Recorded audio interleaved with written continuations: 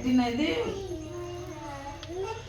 Christmas పండగ గురించి చెప్పుకోవాలి. క్రిస్టమస్ పండగ అంటే యేసుక్రీస్తు పుట్టినరోజు. యేసుక్రీస్తు పుట్టినరోజు కాబట్టి మనము క్రిస్టమస్ పండగ జరుపుకుంటున్నాము. అందుకు క్రిస్మస్ మన ఇళ్ళ దగ్గర చెట్లను క్రిస్మస్ ఇంటి పైన స్టార్లు అవి పెట్టుకుంటాము. స్టార్లు పెట్టుకొని క్రిస్మస్ యేసుక్రీస్తు పుట్టినరోజు జరుపుకుంటాము. అదేవిధంగా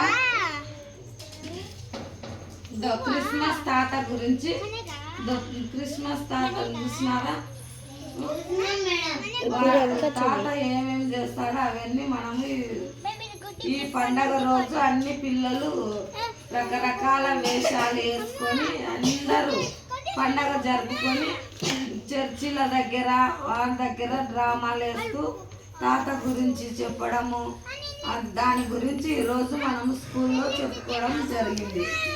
క్రిస్టమస్ అంటే యేసుక్రీస్తు పుట్టినరోజు.